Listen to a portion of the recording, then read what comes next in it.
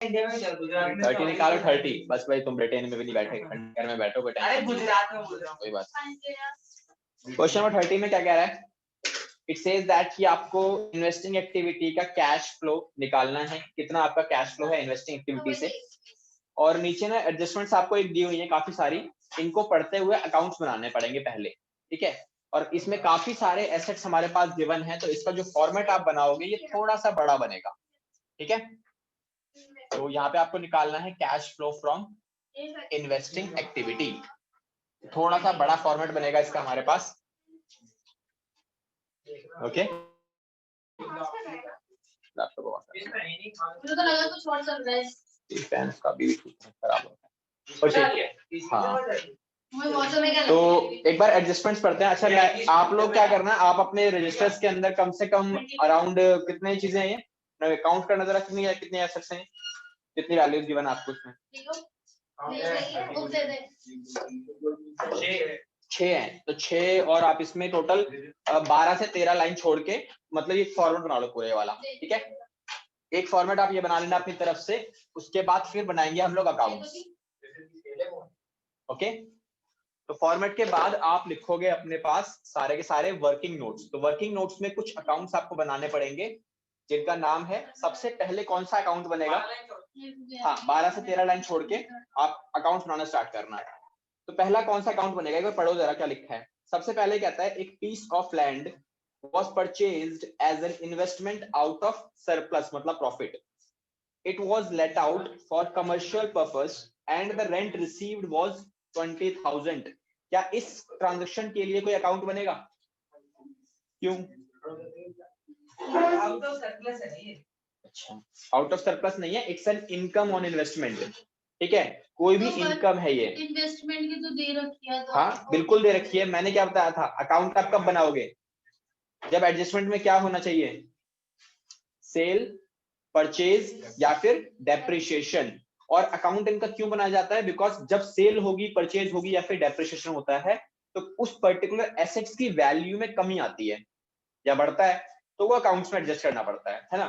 लेकिन अगर कोई इनकम है इन्वेस्टमेंट के ऊपर, तो क्या उस इनकम की वजह से क्या प्रिंसिपल अमाउंट पे कोई फर्क पड़ेगा? नहीं पड़ता। तो ये इनकम आपकी डायरेक्टली रिकॉर्ड कर दी जाएगी बिना किसी अकाउंट के, ओके। सेकंड एडजस्टमेंट, ये प्लस हो गया, रिसीव हुआ है ना आपको, रेंट रिसीव हुआ है क्या? हाँ, मेन आपकी इन्वेस्टिंग एक्टिविटी के अंदर रेंट रिसीव प्लस कर देंगे इसे। Next, dividend receive. Dividend receive again एक इनकम है, तो ये भी डायरेक्टली प्लस हो जाएगी, कोई अकाउंट बनाने की जरूरत नहीं है, कोई सेल परचेज नहीं है। आगे लिखा है dividend receive from Damodar limited at the rate 12%। ऊपर क्वेश्चन में दिया हुआ है शेयर्स इन दामोदर लिमिटेड, किसी दामोदर लिमिटेड कंपनी के शेयर्स हमने परचेज कर रखे हैं, तो वहां से मुझे डिविडेंड मिलता है, ठीक है, 12% का, तो वो उठा के आप सीधा प्लस कर लोगे as an income.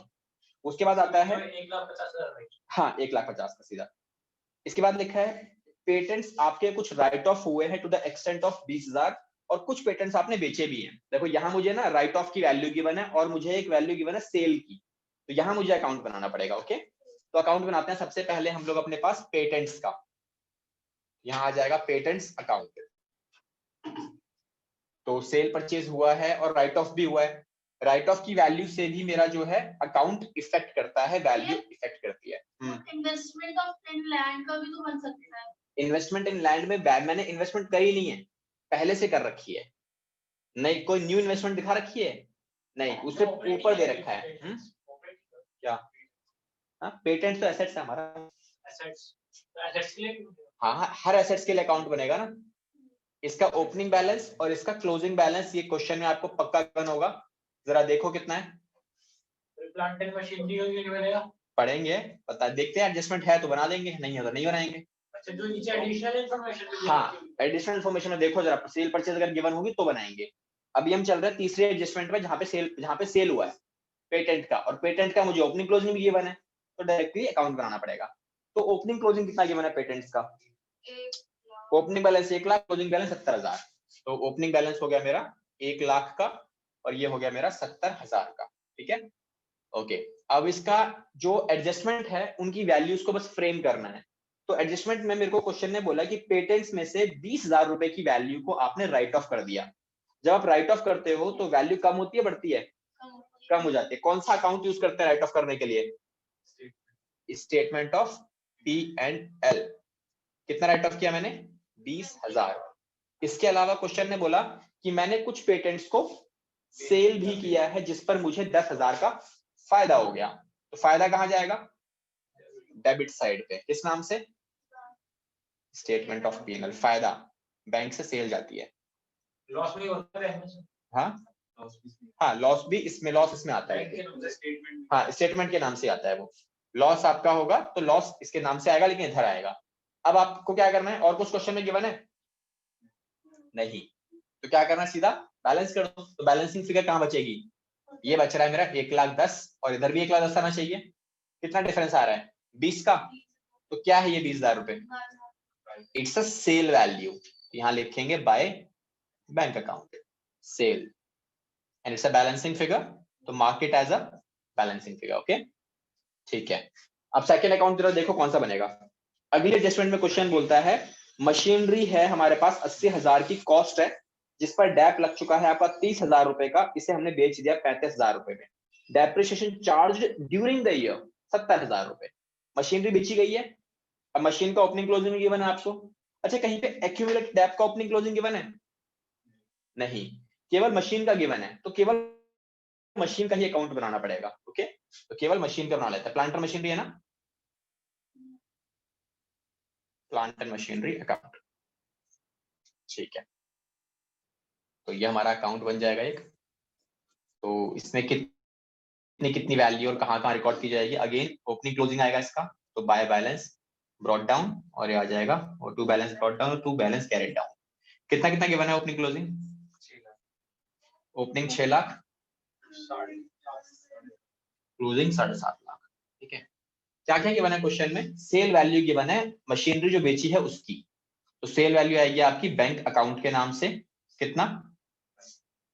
35,000 cell value. ठीक है।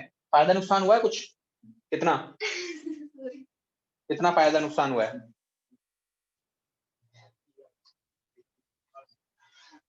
50,000 फायदा हुआ है? नुकसान हुआ है? कितना?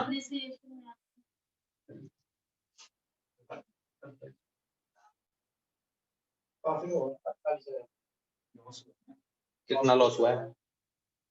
डेप्रिसिएशन चार्ज करा। प्रॉफिट 15 का नहीं हुआ। क्यों? 80 की और 30,000 डेप चार्ज कर दिया। 35 में बेच दी। प्रॉफिट कैसे हो सकता है? लॉस होगा ना फिर तो। 15 का लॉस है ना? लॉस। हाँ आपकी मशीन कितने की थी? 80 की थी। आपने 30,000 का उस पर डैप लगा दिया। The remaining value as per books of accounts 50 की है। आपने बेचा कितने में उसे? 35,000 में। तो फाइनली आपको जो लॉस हुआ है यहाँ पे 15,000 सस्ती बेच दिया आपने। 70,000 क्या है फिर? 70,000। हाँ वो टोटल डेप्रिसिएशन मशीन का है, क्योंकि करंट ईयर में और भी तो मशीन बची है, एक अकेली थोड़ी 80,000 की। टोटल मशीन 6 लाख है मेरे पास। जो बची हुई मशीन है टोटालिटी में उन सबका मिलाकर जो डैप है वो 80,000। जब हम यहाँ पे डैप रिकॉर्ड करते हैं तो क्या एक मशीन का करते हैं? सबका करते हैं? सबका करते हैं, है ना? तो यहाँ पे जो डेप्रिसिएशन रिकॉर्ड होगा बाय स्टेटमेंट ऑफ P&L के नाम से, वो आपका टोटल डैप आएगा। एक मशीन पे बताया, बाकी नहीं बता तो रखा है 70,000 रुपए। ठीक है। और हमारा इसमें लॉस भी हुआ था, तो वो स्टेटमेंट ऑफ P&L में जो लॉस आएगा आपका वो भी आ जाएगा तुम्हारा 15,000। क्या और कोई वैल्यू गिवन है क्वेश्चन में कहीं पे? तो पॉइंट आता है कि ये जो 50 जो क्वेश्चन में 30,000 रुपए गिवन है डेप्रिसिएशन, वो क्यों नहीं आया? क्योंकि वो आपका ऑलरेडी कवर हो चुका है। ये पुराना वाला बैलेंस है। क्वेश्चन में आपको एक्यूमुलेटेड डेप्रिसिएशन का बैलेंसिंग गिवन नहीं है ओपनिंग क्लोजिंग का। अगर होता तो ये 30,000 रुपए उसमें आता, यहाँ नहीं आएगा। ओके क्योंकि जब हम ये बना रहे हैं विदाउट एक्यूमुलेटेड डेप्रिसिएशन, तो ये जो आपका वैल्यू बनता है ये वाला, ये WDV के ऊपर बनता है। रिटर्न डाउन जो वैल्यूज आती है ना, ये वाली, ये आफ्टर डेप्रिसिएशन आने वाली वैल्यूज है। इसीलिए हमारा डेप्रिसिएशन ये 30 का, ये इसमें से माइनस हो रखा है ऑलरेडी, हमें माइनस करने की जरूरत नहीं। ओके ठीक है। सब चीज रिकॉर्ड हो गई है मशीनरी की। क्या कोई और इन्फॉर्मेशन गिवन है मशीन की? कुछ भी? कोई भी सेल परचेस कुछ और गिवन नहीं है? ठीक है। तो क्या करना है? बैलेंस तो इन्वेस्टमेंट करना मशीनरी के कनेक्शन से। मशीनरी के अकाउंट में कुछ नहीं आएगा, तो बैलेंस कर देते हैं। कितना आएगा बैलेंसिंग फिगर? 50, 8,70,000,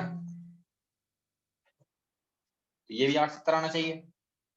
डिफरेंस आ रहा है 250 तो 270 का, क्या है ये, क्या बोलेंगे इसे, इट्स अ न्यू परचेज। तो ये मेरी आ गई purchases and also a balancing figure from this account. Okay, यहाँ तक। अगला अकाउंट कौन सा बनेगा? क्वेश्चन ने बोला कि मुझे 12% वाली इन्वेस्टमेंट मैंने परचेज करी है, तो परचेज करिए तो अकाउंट बनाना पड़ेगा। तो ठीक है, मशीन 12% इन्वेस्टमेंट का अकाउंट बनाते हैं। Third account 12% investment.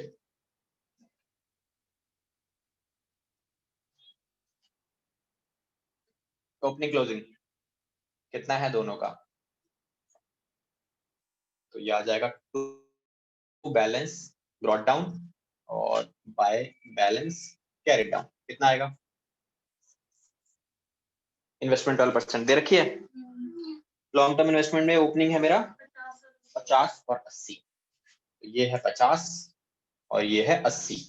क्या एडजस्टमेंट में गिवन है आपको? मैंने एक इन्वेस्टमेंट खरीदी है, खरीदने वाली वैल्यू तो यहाँ आएगी डेबिट साइड पे, ये आ जाएगी to bank account, it's a purchase कितने की, 1 लाख। ठीक है, और कुछ गिवन है? ठीक है, कुछ मैंने बेचा भी है 10 का, तो वो इधर आ जाएगा डेबिट में ही, स्टेटमेंट ऑफ P&L प्रॉफिट। कितने का बेचा मैंने? 10 की बेची है प्रॉफिट पे। ठीक है, 10 का प्रॉफिट हुआ बेचते टाइम। और कुछ गिवन है? नहीं, तो क्या करना है? बैलेंस कितना आएगा? बैलेंस ये आएगा 1,60,000 टोटल, ये भी एक साथ आ रहा है, तो बैलेंस बचा मेरा 80 का। क्या है 80? It's a sale value which should be recorded by a bank balance, तो बाय बैंक सेल, और again it's a balancing figure, तो denoted by balancing figure. Okay, और कुछ गिवन है? वो इंटरेस्ट डायरेक्टली आपकी एक्टिविटी में आएगा, यहाँ नहीं आएगा। ठीक है, यहाँ तक क्लियर है सबको? चलें आगे। अच्छा, अकाउंट और कोई तो नहीं बनेगा, तो सीधा चलते हैं सॉल्यूशन के ऊपर। मैं यहाँ नीचे बना रहा हूँ। हाँ नहीं, तो वो बाद में जाएगा ना, पहले जो जगह छोड़ रखी है आपने उसके लिए डाटा फिगर कैसे पुट करनी है वो तो डालनी पड़ेगी। पहले तो यही बनेगा ऊपर वाला, CFS बनेगा ना ये वाला, नहीं यही करना है। ओके, तो एक बार ना ओपनिंग क्लोजिंग जरा चेक करो, मैंने किस किस का अकाउंट बना रखा है उसको छोड़ देना, बाकी सबके डिफरेंस ले लो। जैसे पहला इन्वेस्टमेंट इन लैंड, क्या इसका मैंने अकाउंट बनाया है? नहीं। क्या कोई डिफरेंस है? नहीं। क्या इसके ऊपर कोई इनकम है हमारे पास? हाँ, फर्स्ट एडजस्टमेंट है ना, 20,000 रुपए की इन्वेस्टमेंट के ऊपर हमारे पास इनकम आई है, तो इनकम को बोलेंगे हम लोग क्या? Rent received. कितने रुपए का रेंट रिसीव हुआ है? फ्रॉम लैंड 20,000 रुपीज का मुझे रेंट रिसीव हुआ है उस प्रॉपर्टी से जो मैंने खरीदी थी, तो ये प्लस होगा, तो प्लस कर देंगे। ठीक है, अगला शेयर्स इन दामोदर लिमिटेड, इसका अकाउंट बनाया हमने? नहीं। ठीक है, इसके ऊपर कोई इनकम है? एडजस्टमेंट में सेकंड एडजस्टमेंट में बोला हुआ है कि 12% का आपको डिविडेंड मिलेगा, तो ये भी प्लस होगा, तो इसे प्लस करेंगे। 18,000 डिविडेंड ऑन शेयर्स कितना? 12% ऑफ किसका? 1.5 लाख का, तो ये आ जाएगा मेरा 18,000 प्लस होगा ये भी।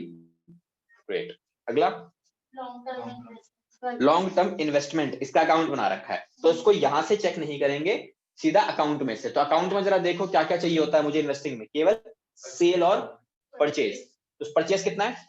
1 लाख का, तो परचेज तो माइनस होगा, पैसा जाता है, तो परचेज ऑफ 12% इन्वेस्टमेंट 1 लाख, और सेल हुआ है वो प्लस हो जाएगा,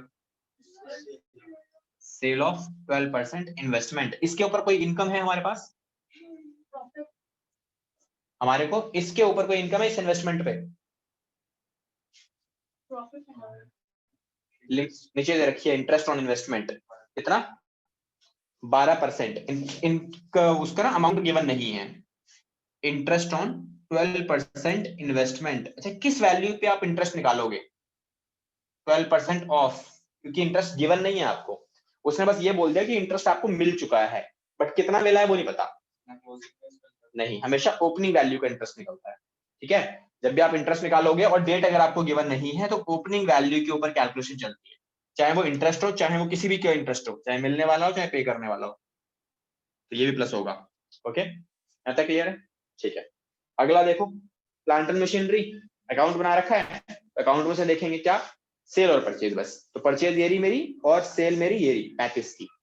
जो परचेज है वो माइनस कर देंगे, purchase of plant and machinery plus sale of plant and machinery.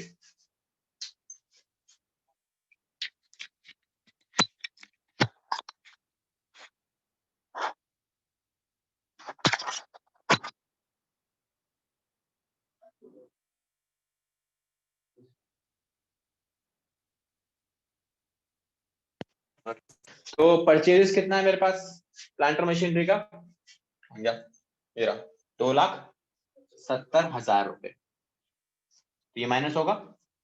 और सेल है मेरे पास पहली वैल्यू में 35,000 का, ये प्लस हो जाएगा। ओके, ठीक है, अगला पार्ट, पेटेंट्स अकाउंट बना रखा है, तो अकाउंट में सेल परचेज चाहिए मुझे, परचेज तो नहीं है। ठीक है, केवल सेल है मेरे पास एक जो 20,000 रुपए की है, बस वो आ जाएगी यहां से, सेल ऑफ पेटेंट्स 20,000। ओके, ठीक है, नेक्स्ट। और हमारा अगला बैलेंस है गुडविल का। तो गुडविल का नाम मैंने अकाउंट बना रखा है और देयर इज अ डिफरेंस, कितना डिफरेंस आ रहा है, 50,000। क्या बोलेंगे इसे, इंक्रीज हो रहा है ना, ये आपकी गुडविल परचेज की गई है ना, तो यहाँ पे लिखेंगे परचेज ऑफ गुडविल, क्योंकि गुडविल अगर आपकी बढ़ती है तो वो केवल परचेज करने वाली आप यहाँ लिखते हो, क्योंकि उसी की आप अकाउंटिंग ट्रीटमेंट कर सकते हो। जो गुडविल आपकी टाइम टू टाइम बढ़ रही है आपकी मेहनत की वजह से, उसे आप अकाउंट्स में रिकॉर्ड कर ही नहीं सकते, क्योंकि वहां पे पैसा इन्वॉल्व नहीं है। किसी दूसरी कंपनी में खरीद लो, आपकी कंपनी गुडविल बढ़ जाएगी। ठीक है, मैंने कल को सनराइज खरीद लिया, रिलायंस खरीद लिया, तो मेरी गुडविल बढ़ जाएगी बस। करेंट तो नहीं आ रहा है, आपने सनराइज बोला, नहीं, मैं दोनों खरीद लूंगा। ठीक है, तेरी तरह नहीं है ना, बिना बिना बेटा एक शांत हो जाए। क्या कह रहे हैं, हाँ बस अब बैलेंस कर देंगे, तो बैलेंस करेंगे तो बैलेंस फिगर एक बार देखते हैं कितनी आने वाली है हमारे पास। ठीक है, 20,000 रुपए, इंटरेस्टिंग एक्टिविटी का पार्ट है ना। हाँ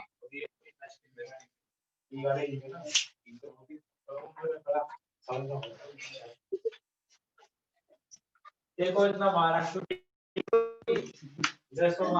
2,41,000 रुपीज का नेगेटिव बैलेंस आ रहा है।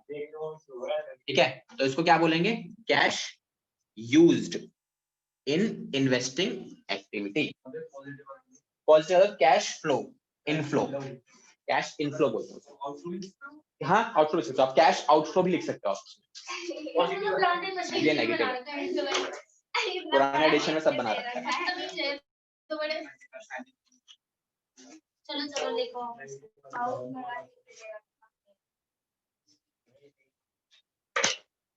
ठीक है भाई, हो गया सबका, अभी हाँ लिख लो।